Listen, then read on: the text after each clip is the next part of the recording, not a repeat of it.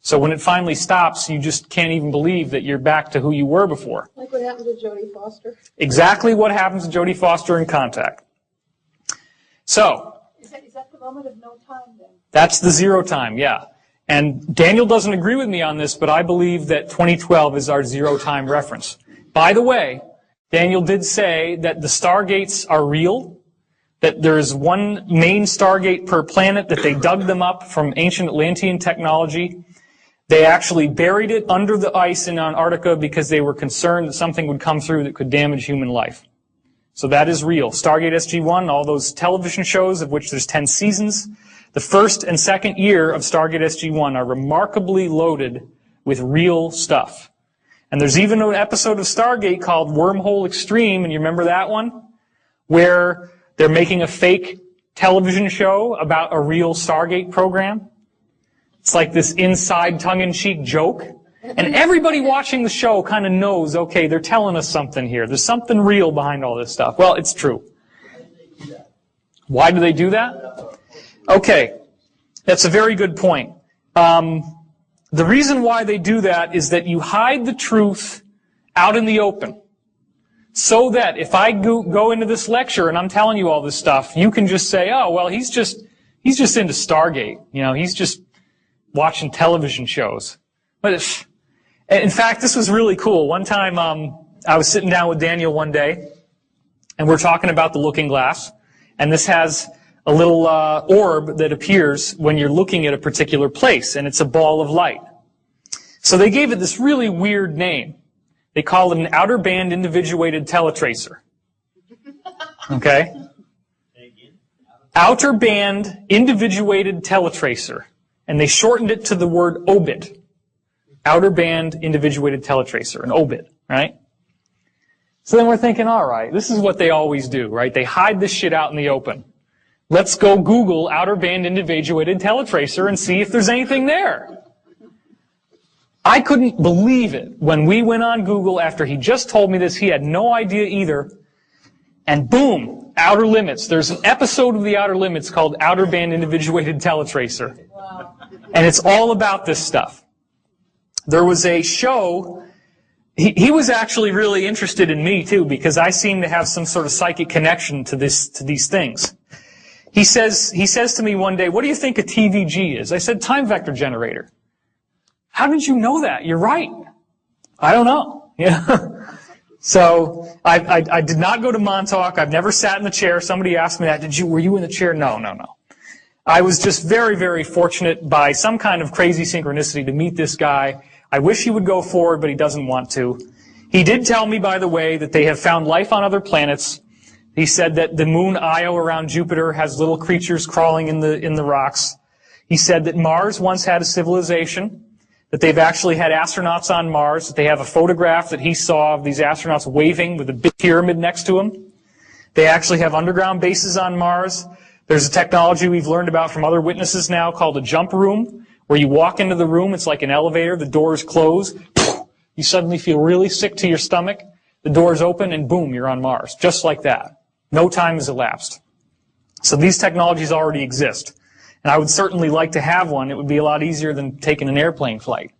You can get over the stomach thing, I guess.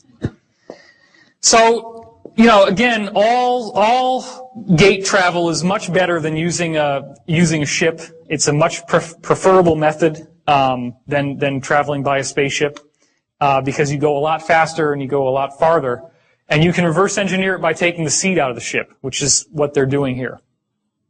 So, have these seats ever showed up in film so that they can hide it out in the open?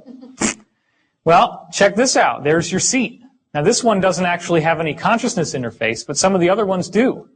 Total Recall, jump rooms to Mars, civilization on Mars, underground city, pyramid at the end, and once again, you have a chair that has a strong effect on your consciousness. In Stargate SG-1, they have the chair of the ancients, and O'Neill sits in it, and it activates and amplifies his consciousness, which allows him to defeat the evil fleet of the Goa'uld by shooting balls of light at them. Minority Report. Here you have people sitting in chairs, floating in water, and they are psychic, and it is amplifying their psychic ability which Tom Cruise is then able to manipulate on a screen. One of the things that Daniel told me is that out of all the waves that this chair cranks out from the ships, that it also includes visual images from your pineal gland. And they can space them out and look at them just like in the movie. So this may have been designed to set the precedent so that someday they could actually create a department of pre-crime. Now what also is very interesting is that the witness testimony we have of people going through these wormholes shows us that it looks like little light bulbs lined along the sides as you go inside. So that right there is not an accident. We've already got pre-crime in Britain. Really? Jim Moss has been talking about it. Oh, how about that? Jim Mars has been talking about pre-crime in Britain, he said.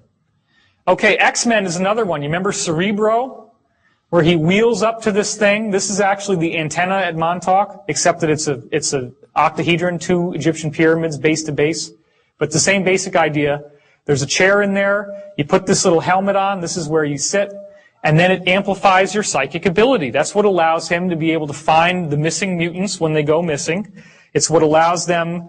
Remember that one scene in X-Men where one of the whole movies actually, the plot is that there's an evil force that's going to harness his consciousness to get him to run the chair and basically kill everybody who's a mutant on the planet with the psychic amplification. So this is all based on this real technology.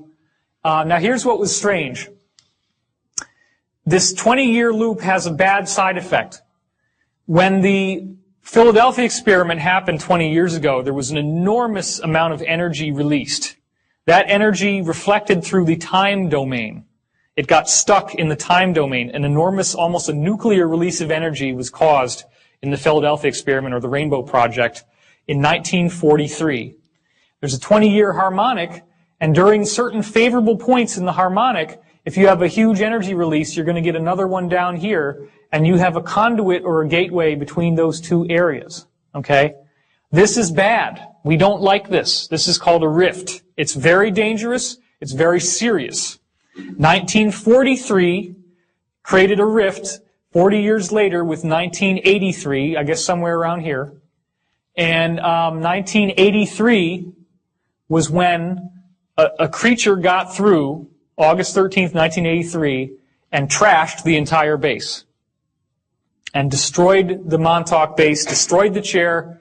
It just so happens that Daniel called in sick and wasn't at work that day. So he didn't get mind wiped, so they didn't erase the memories out of his mind. So he remembers everything that he learned and everything that happened when he was working on this base. Somebody has a question. I just heard it in my head. What kind of creature? The creature was based on the movie Forbidden Planet, which was the monster from the id. The secret that Daniel knows, because he was in contact with the guy running the chair, Duncan Cameron, is that they were very pissed off at these Nazis. They did not like the Nazis. They didn't like what they were doing. They thought they had too much power. They thought the potential to misuse this technology was much too vast. And they said, we need to figure out how to stop this thing from going on. They created the monster with their own thought. The official view is that it's a rift and that some interdimensional monster came through. The reality is they took advantage of the 20-year harmonic, which they knew would have that energy, and they used it to create that monster to kill the program, and it worked. So that's the truth. What's that? They would be the, what you would call in the Stargate SG-1, the Tok'ra, the inside people who are not going along with their bosses, but they're rebelling, the white hats, so to speak.